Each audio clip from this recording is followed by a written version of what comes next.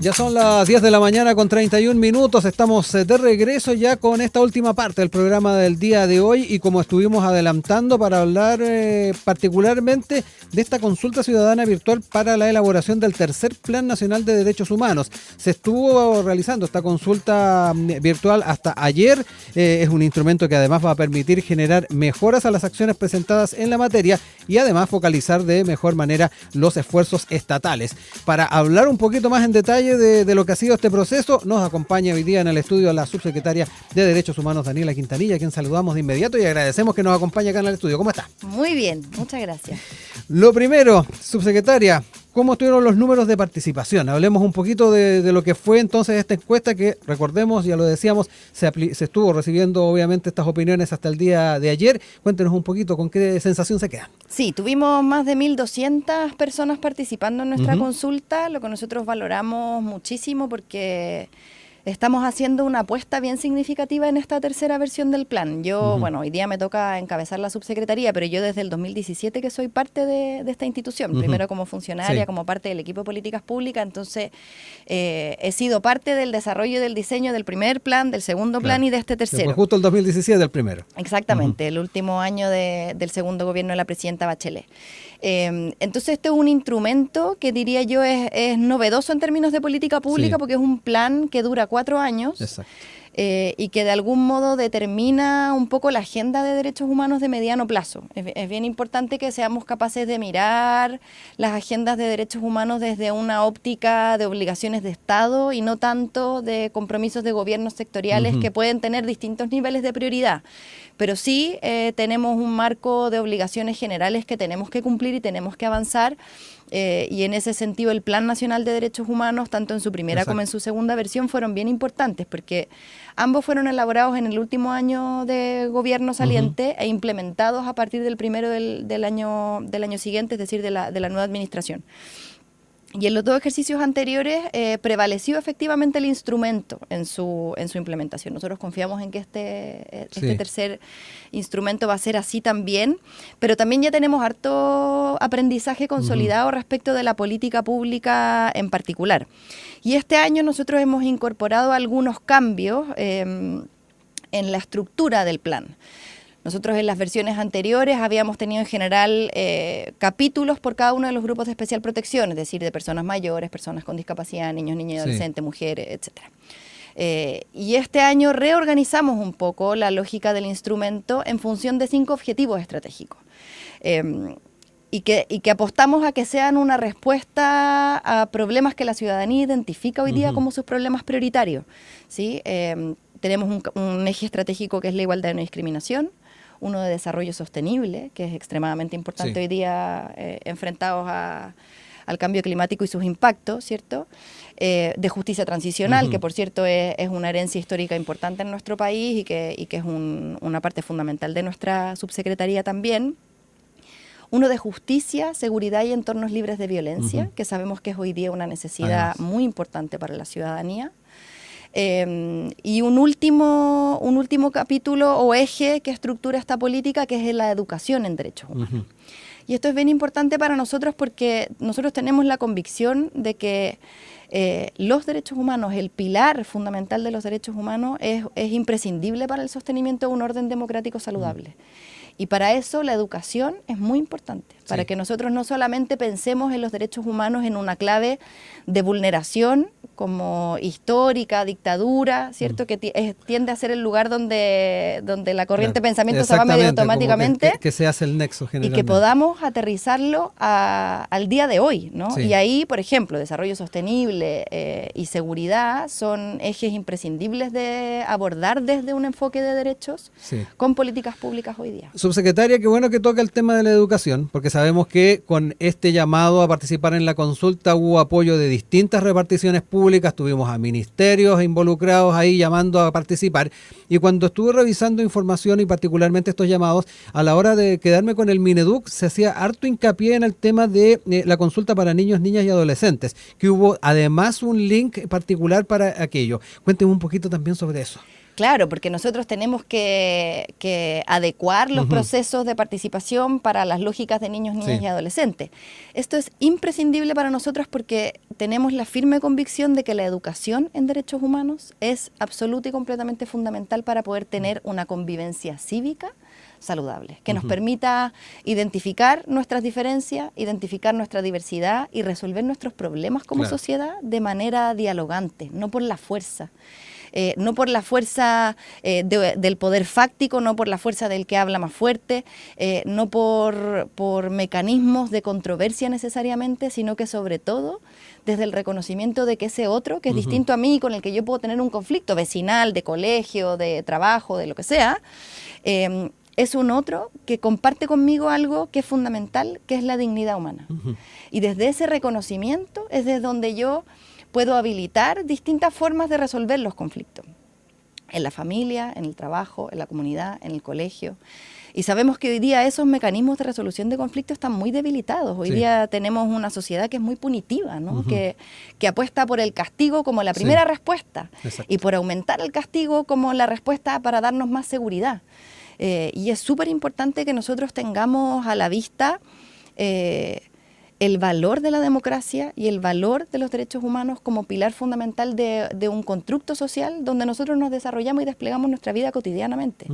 Y ahí la educación en derechos humanos es fundamental, para que no tengamos solamente la óptica desde la denuncia de la vulneración, sino que desde la promoción del ejercicio. Sí. Y cómo cada uno de nosotros puede aportar en esa dirección. Y por eso nuestra consulta era en conjunto del Plan Nacional de Derechos Humanos, que es la política que nos mandata la ley a desarrollar como subsecretaría, y además del Plan de Acción Nacional de Empresas y Derechos Humanos. Exactamente.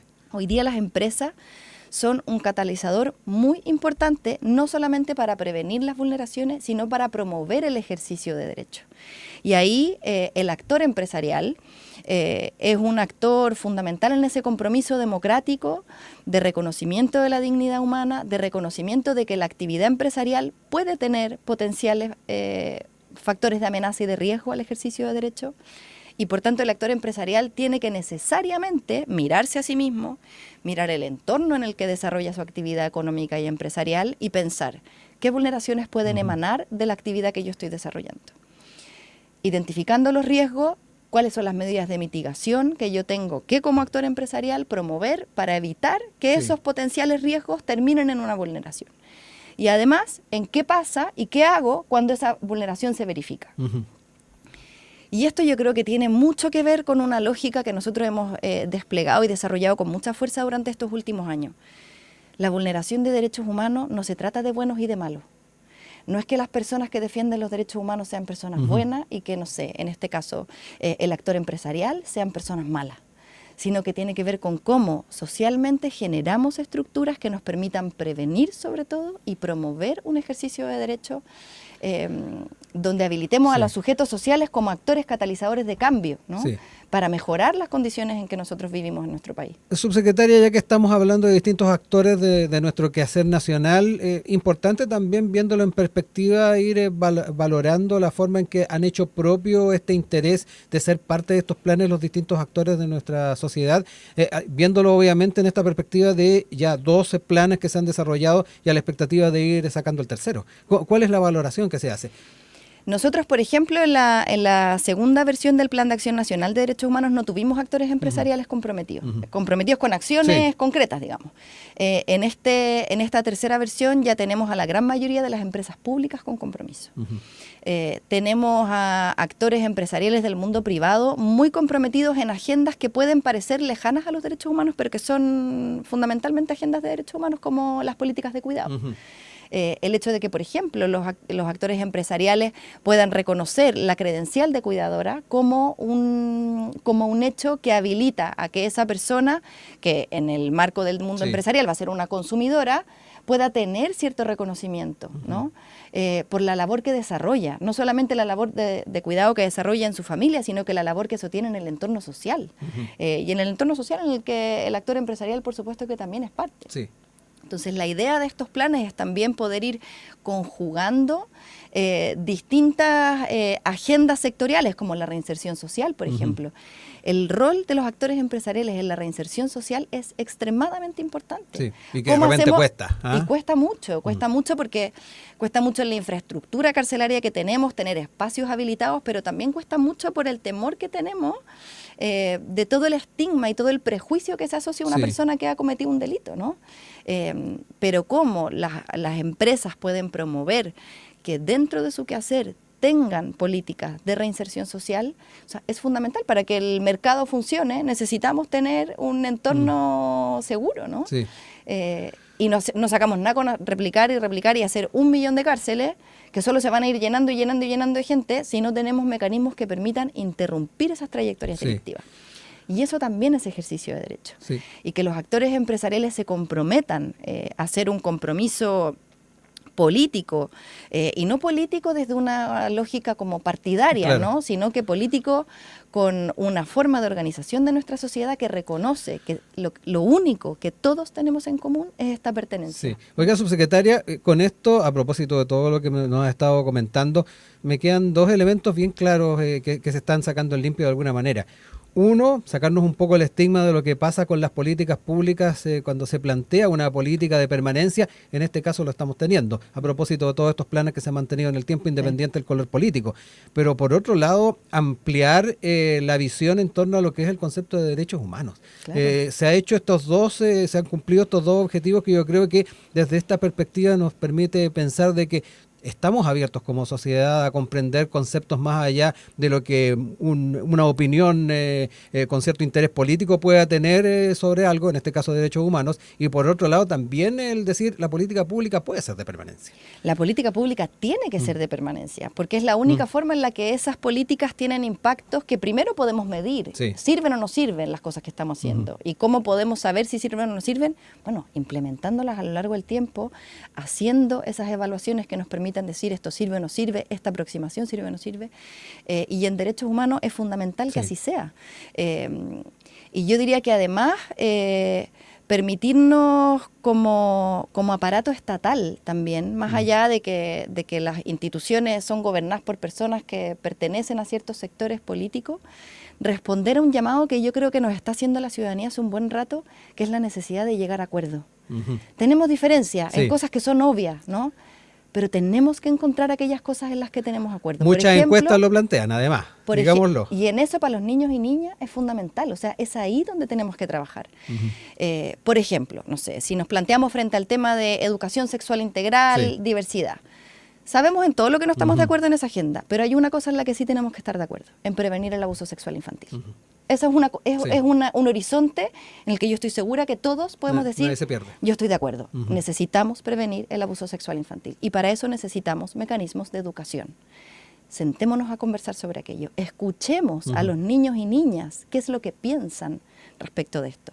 Entonces, en temas como educación en derechos humanos, por ejemplo, la opinión de los niños, niñas y adolescentes es fundamental. Sí.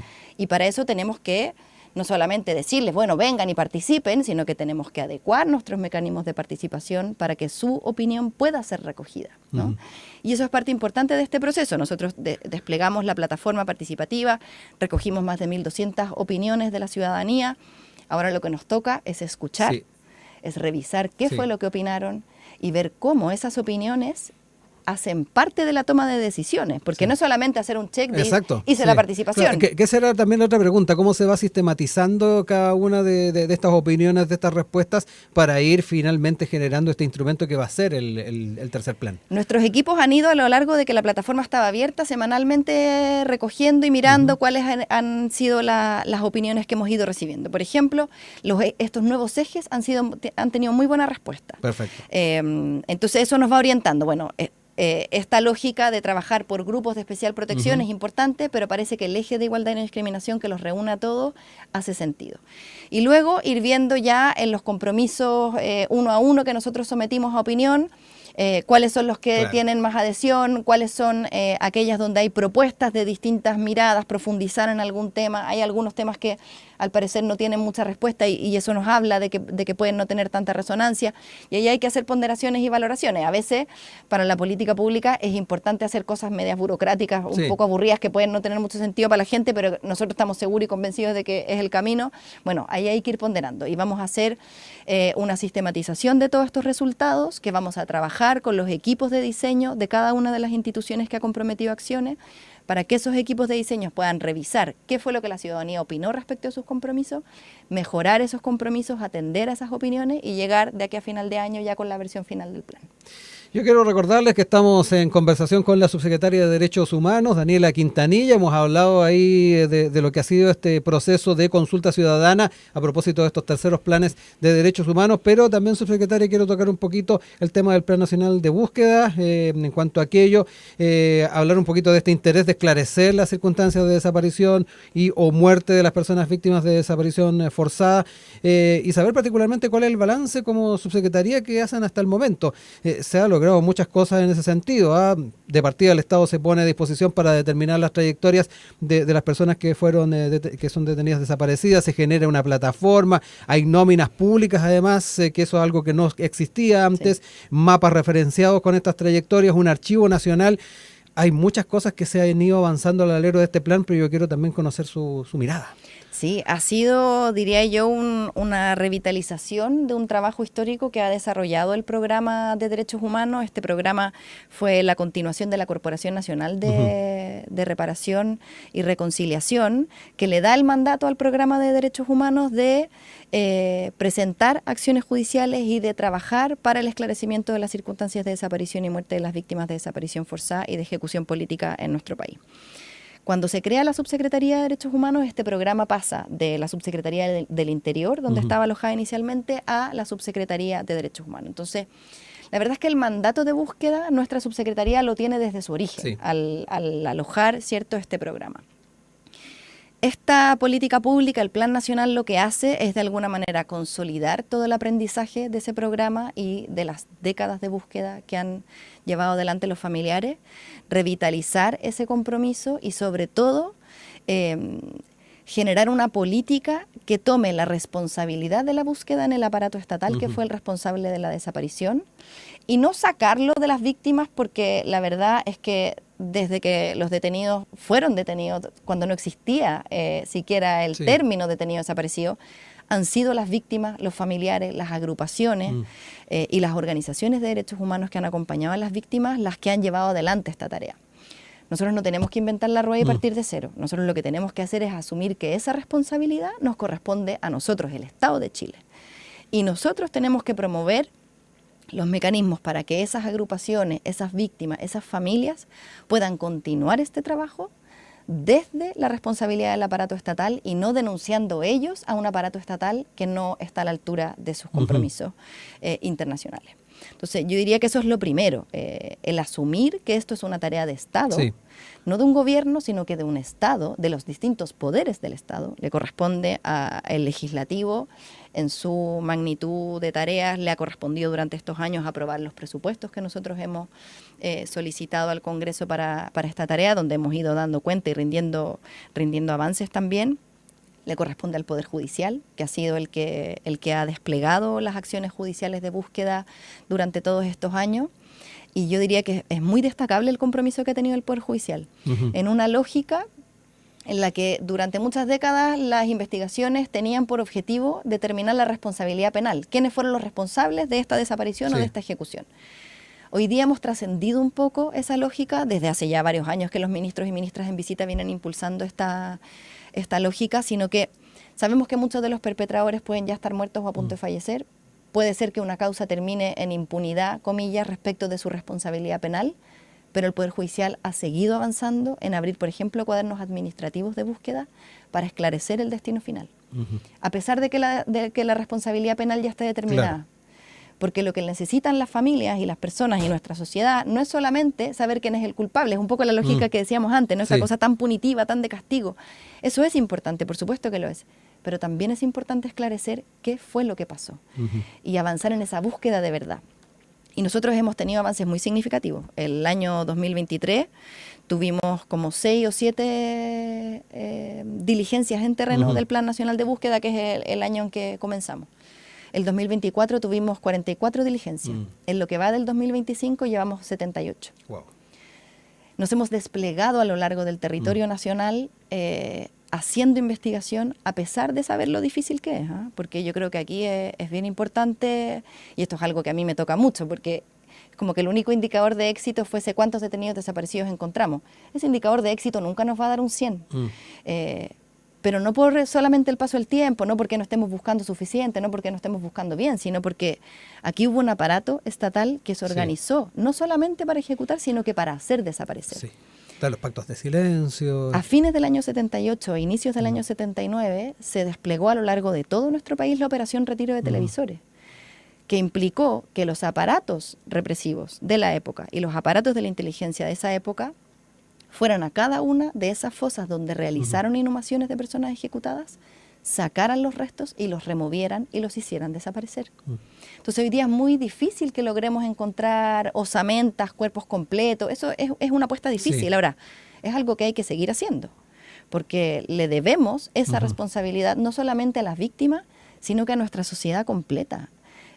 Develar los patrones macrocriminales, develar el fenómeno de la desaparición forzada, que no es solamente el ejercicio de violencia política, sino que es el ejercicio real de exterminio de grupos de nuestra población por pensar de una determinada manera. Y eso es algo en lo que nosotros no podemos claudicar. Sí, subsecretaria, ya casi para ir cerrando esta conversación, nos hablaba de que dentro del trabajo que se ha realizado al alero de este plan ha estado también este vínculo con el legislativo en temas presupuestarios, etcétera. Sabemos que muchos elementos van de la mano administrativa en este plan, pero el momento en que han tenido que dialogar con el legislativo, ¿cuál ha sido también la actitud? Mira, nosotros yo diría que lo más como cercano a esta agenda ha sido el proyecto de ley que crea el registro de desaparecidos por desaparición forzada, que lo que hace es traducir esta nómina única que hemos construido en el plan en un registro que esté alojado en el registro civil, que las familias puedan buscar ese certificado y que podamos saber que esta persona está en una especie de limbo en que no está ni viva ni muerta, está desaparecida y no está desaparecida por razones naturales ni privadas, digamos, sino que está desaparecida por desaparición forzada, por una acción del Estado. Y ese proyecto de ley tuvo un primer trámite constitucional en la Cámara de Diputados y Diputadas, donde lo aprobamos con una buena mayoría. Pasamos al Senado, ahora estamos a la espera de que podamos tener en tabla este proyecto en la Comisión de Hacienda. Tiene un informe financiero muy pequeñito, porque en el fondo el valor de crear este registro es muy bajito. Y una vez que pasemos no siempre se comprende por algunos sectores políticos. Pero mira, nos ha ido bastante bien, hemos tenido buenas mayorías en ambas, en el trámite, en primer trámite constitucional en la Cámara, en el Senado, en la Comisión de Derechos Humanos, que tiene una mayoría de sectores de derecha, se aprobó por unanimidad el proyecto. Estamos ahora a la espera de que nos pongan en tabla en la Comisión de Hacienda y pasar a sala, y con eso ya es ley. Y hemos tenido una muy buena aceptación. Los sectores que se han resistido han sido realmente muy minoritarios, muy vociferantes, lo que genera siempre bastante tensión, pero diría que hemos tenido una aprobación bien transversal de este esfuerzo, bien transversal. Subsecretaria, lo último, estamos a 6 meses ya de terminar este gobierno. También es bien importante ver en retrospectiva lo que se ha estado realizando. Hemos hablado de, obviamente, la generación de este Plan Nacional de Derechos Humanos, lo que ha sido ya con hechos, con elementos, este Plan Nacional de Búsqueda, pero también hablemos un poquito en general cómo ha sido el tema de la gestión. Mira, yo creo que estos últimos años han estado marcados en el debate público por un aumento bien significativo de las discusiones en torno a la seguridad. Y ahí hay un desafío grande, porque se suele ver a la seguridad y al enfoque de derechos humanos como antagónicos, como oposición. Y yo creo que es importante que podamos avanzar en comprender que el enfoque de derechos humanos no solamente es importante en materias de seguridad, es por eso que uno de los ejes de nuestro plan es justamente la justicia, la seguridad y los entornos libres de violencia, sino que además que podamos ver el valor del enfoque de derechos humanos como una herramienta que le da más legitimidad a la función, en este caso policial, ¿no? que es el actor fundamental para garantizar la seguridad. Nosotros hemos tenido un trabajo durante estos últimos años con el Ministerio Público, con Carabineros, con Policía de Investigaciones, que ha sido realmente muy, muy provechoso, con Gendarmería también. Las mismas aparatos que tienen a su cargo el monopolio de la fuerza, el legítimo monopolio de la fuerza, ven en el enfoque de derechos humanos una herramienta que hace mejor su labor. Yo creo que ahí el desafío es que eso se traduzca también en un entendimiento más ciudadano de que esto es importante. Ahora, nosotros hace algunos años atrás, tanto en Policía de Investigaciones como en Carabineros como en Gendarmería, las unidades de derechos humanos eran literal una unidad, eran una persona casi. Hoy día son parte orgánica de Carabineros, por ejemplo, es una dirección que tiene una directora que es una general. Y eso habla de cómo las propias instituciones que ejercen el uso de la fuerza entienden que los derechos humanos no son solamente un límite a su acción, sino que son una herramienta que potencia y mejora su eficacia, su eficiencia y su legitimidad social. Y ahí es donde yo creo que tenemos que seguir trabajando muy fuertemente para sensibilizar y para educar, entendiendo que cuando hablamos de derechos humanos no hablamos solamente de la denuncia de lo malo, sino que hablamos sobre todo en cómo avanzamos en agendas coordinadas de los intersectores que puedan promover las garantías de derechos de una manera más igualitaria, de avanzar en justicia social, ¿no? Daniela Quintanilla, subsecretaria de Derechos Humanos, ha estado con nosotros acá en Enlace USACH. Yo quiero agradecer obviamente que haya estado acá en el estudio con nosotros, contarnos de este trabajo que se está realizando al alero de este Plan Nacional de Derechos Humanos, este tercer plan. Y bueno, importante también hacer este balance que yo creo habla muy bien de cómo se ha estado haciendo las cosas en este ámbito. Muchas gracias. Cuando lo tengamos listo volvemos a contarles cómo quedó. Por supuesto, quedamos ahí con ese compromiso entonces. Muchas gracias.